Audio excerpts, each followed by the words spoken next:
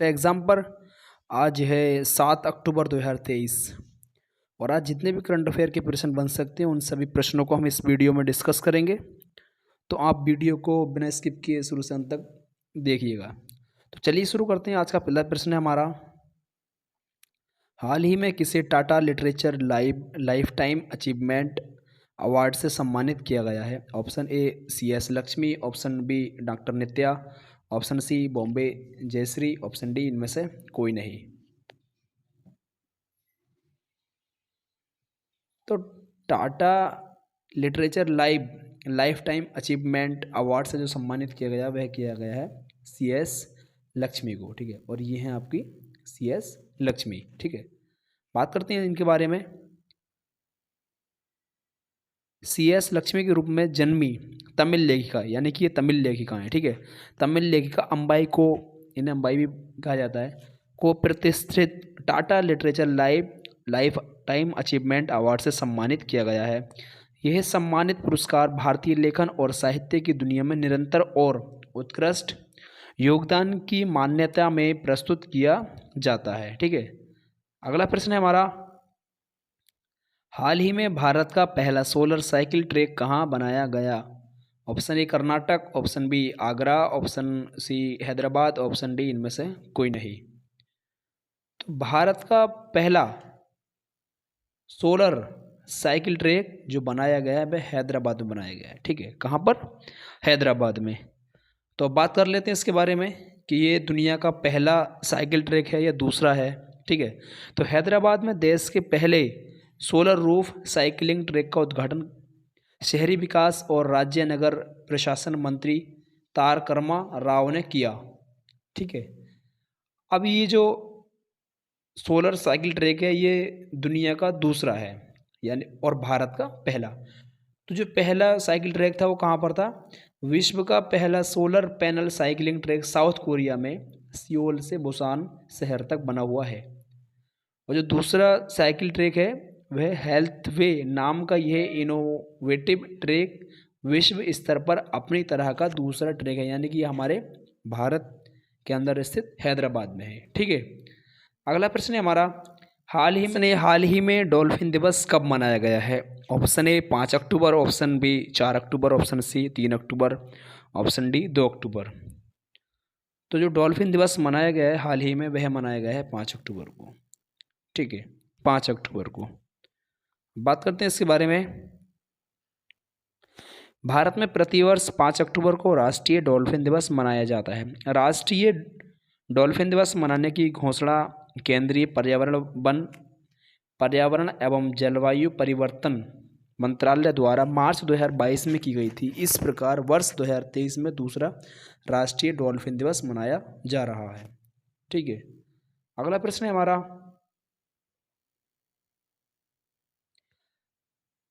हाल ही में new literature festival 2023 का आयोजन कहाँ किया गया है? Option A Gujarat, option B Delhi, option C Bengaluru, option D इनमें से कोई नहीं। ठीक है, तो न्यू लिटरेचर फेस्टिवल 2023 जो आयोजन किया गया है वह बेंगलुरु में किया गया है। कहाँ पर? बेंगलुरु में। बात करते हैं इसके बारे में।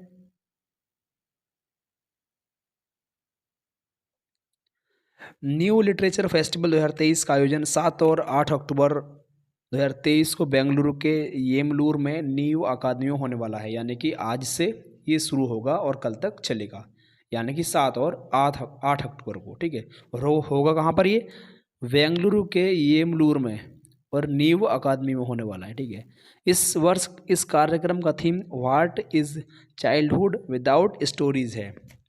न्यू साहित्य महोत्सव 2017 में शुरू किया गया था। इसके बाद 2018 में न्यू बुक अवार्ड की शुरुआत की गई, यानी कि न्यू साहित्य महोत्सव जो शुरू किया गया 2017 में, और 2018 में न्यू बुक अवार्ड की शुरुआत की गई। ठीक है, अगला प्रश्न है हमारा, हाल ही में ग्लोबल इंडियन अवार्ड पाने वाली पहली महिला कौन बन गई हैं? Option A Geetika Srivastava, option B Sudha Murthy, option C Payal Chhabra, option D इनमें से कोई नहीं। तो ग्लोबल इंडियन अवार्ड पाने वाली, ठीक है, इम्पोर्टेंट है ये, ग्लोबल इंडियन अवार्ड पाने वाली पहली महिला जो बनी है वह बनी है सुधा मूर्ति। ठीक है, सुधा मूर्ति बनी है। बात करते हैं इनके बारे में, ये कौन है। तो प्रसिद्ध लेखक, परोपकारी और इन्फोसिस के सह संस्थापक NR नारायण मूर्ति की पत्नी सुधा मूर्ति, यानी कि ये किसकी पत्नी है, NR नारायण मूर्ति की पत्नी। और वो कौन है, प्रसिद्ध लेखक भी हैं, परोपकारी और इन्फोसिस के सह संस्थापक भी हैं। उनकी पत्नी सुधा मूर्ति को टोरंटो में एक भव्य इंडो कैनेडियन समारोह में कनाडा इंडिया फाउंडेशन द्वारा प्रतिष्ठित ग्लोबल इंडियन अवार्ड से सम्मानित किया गया। तो ये भी ध्यान रखना है कि आपको ग्लोबल इंडिया अवार्ड में अवार्ड पाने वाली पहली महिला कौन बन गई है, तो सुधा मूर्ति है। ठीक है, अगला प्रश्न है हमारा, भारत के बाहर भीमराव अंबेडकर की सबसे बड़ी प्रतिमा कहाँ बनाई गई है। Option A America, option B France, option C Denmark, option D Canada. तो भारत के बाहर, ठीक है, कहाँ पर, भारत के बाहर अंबेडकर की जो सबसे बड़ी प्रतिमा बनाई गई है वह अमेरिका में।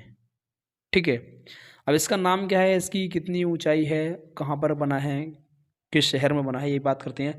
अंबेडकर की इस प्रतिमा का नाम स्टैच्यू ऑफ इक्वेलिटी रखा गया है। इसका निर्माण अमेरिका के मैरीलैंड के अकोकीक शहर में 13 एकड़ भूमि पर बने अंबेडकर इंटरनेशनल सेंटर AIC के हिस्से के रूप में किया गया है। यह स्थान अमेरिका की राजधानी वाशिंगटन से लगभग 35 किलोमीटर दूर, ये भी ध्यान रखना है। ठीक है, क्या इस मूर्ति का जो नाम है, क्या नाम है, इसका नाम है स्टैच्यू ऑफ इक्वेलिटी रखा गया है। और ये अमेरिका के किस शहर में है, अमेरिका के मैरीलैंड के अकोकीक में। ठीक है, और ये अगर इसकी लोकेशन पूछ सकता है कि अमेरिका की राजधानी वाशिंगटन से लगभग 35 किलोमीटर दक्षिण में स्थित है। अगला प्रश्न है हमारा, हाल ही में भारत की 7वीं सबसे अमीर महिला कौन बनी है। Option A Savitri Jindal, option B Roshni Nadar, option C Leena Tiwari, option D इनमें से कोई नहीं। तो जो भारत की 7वीं सबसे अमीर महिला बनी है वह हैं सावित्री जिंदल। ठीक है, सावित्री जिंदल 18.7 बिलियन डॉलर की नेट वर्थ के साथ अब 7वीं सबसे अमीर भारतीय बन गई हैं। अगला प्रश्न है हमारा, हाल ही में सरकार ने उज्ज्वला योजना के तहत सब्सिडी बढ़ाकर कितने रुपये प्रति सिलेंडर कर दी है। ऑप्शन ए 300 रुपये, ऑप्शन बी 200 रुपये, ऑप्शन सी 500 रुपये, ऑप्शन डी 600 रुपये। ठीक है, तो जो गवर्नमेंट ने, जो सरकार ने जो उज्ज्वला योजना के तहत सब्सिडी बढ़ाकर 300 रुपये कर दी, पहले 200 थी अब 300 रुपये कर दी। ठीक है, अब जो उज्ज्वला योजना है ये जो शुरुआत की गई थी इसकी केंद्र सरकार द्वारा 1 मई 2016 को शुरू हुई एक योजना है। ठीक है, अगला प्रश्न है हमारा, हाल ही में RBI ने किसे नया कार्यकारी निदेशक नियुक्त किया है। Option A Shri Munish Kapoor, option B Raghu Srinivasan, option C Rakesh Sharma, option D इनमें से कोई नहीं। तो RBI ने जो नया कार्यकारी निदेशक नियुक्त किया है वह किया है श्री मुनीश कपूर को। ठीक है, किसे, श्री मुनीश कपूर को, ये है मुनीश कपूर। भारतीय रिजर्व बैंक ने मुनीश कपूर को कार्यकारी निदेशक ED नियुक्त किया है। रिजर्व बैंक ने एक बयान में कहा कि कपूर आर्थिक और नीति अनुसंधान विभाग का कामकाज देखेंगे। ED के रूप में उनकी नियुक्ति 3 अक्टूबर 2023 से प्रभावी हो गई। ठीक है, अगला प्रश्न है हमारा, हाल ही में हाइसेंस के नए ब्रांड एम्बेसडर कौन बने हैं। Option A Anupam Kher, option B Ravindra Jadeja, option C Sachin Tendulkar, option D Irfan Pathan. ठीक है, तो जो हाइसेंस के नए ब्रांड एम्बेसडर वह बने हैं रविंद्र जडेजा, यानी कि इन्हें जो प्यार का नाम बोला जाता है जड्डू नाम से बोला जाता है। ठीक है, कुछ बात करते हैं अभी जो हाल ही में नियुक्ति हुई हैं उनके बारे में। तो BRO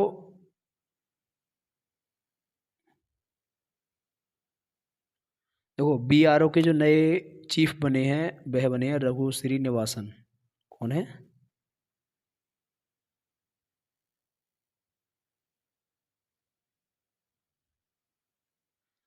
बीआरओ के नए चीफ बने हैं रघु श्रीनिवासन बने हैं। और इंटेल इंडिया का अध्यक्ष गोकुल सुब्रमण्यम को नियुक्त किया गया है। ये भी आपको बहुत ही इम्पोर्टेंट नियुक्ति आप सबको ध्यान रखनी है। एसबीआई लाइफ इंश्योरेंस ने अमित झिंगरन को, किसे, अमित झिंगरन को नया सीईओ नियुक्त किया है। टाटा एडवांस्ड सिस्टम के जो चेयरमैन बने हैं नए अभी बनमाली अग्रवाल बने हैं, ठीक है। और media research users council India ने शैलेश गुप्ता को अध्यक्ष चुना है। ये कुछ इम्पोर्टेंट हैं, आपको ये ध्यान रखनी है, ठीक है। और कुछ नए ब्रांड एम्बेसडर बात करते हैं। यूनिक्लो ने कैटरीना कैफ को अपना ब्रांड एम्बेसडर बनाया है। यूनिक्लो एक जापानी कंपनी है, ठीक है। इसने अपना ब्रांड एम्बेसडर कैटरीना कैफ को बनाया और पहली भारतीय है जो इंटरनेशनल ब्रांड एम्बेसडर, ठीक है। फैशन ब्रांड डब्लू ने अनुष्का शर्मा को अपना ब्रांड एम्बेसडर बनाया है। सात्विक सोलर रोप्स ने रविंद्र जडेजा को अपना राष्ट्रीय ब्रांड एम्बेसडर बनाया। ये आपको बहुत ही ध्यान रखने इंपॉर्टेंट है। स्वराज ट्रैक्टर के brand ambassador Mahendra Singh Dhoni, MS Dhoni, ठीक है। सेंचुरी मैट्रेस कंपनी ने पीवी सिंधु को अपना ब्रांड एम्बेसडर बनाया है। ये भी आपको ध्यान रखना है।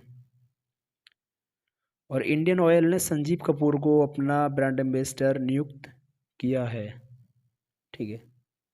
तो कुछ ब्रांड एम्बेसडर है, ये भी आपको ध्यान रखना, कुछ नियुक्ति वो भी ध्यान रखनी है, ठीक है। दोस्तों, अगर आपको हमारी क्लास पसंद आई हो तो हमारे चैनल को सब्सक्राइब कीजिए, वीडियो को लाइक कीजिए, शेयर कीजिए, कमेंट कीजिए।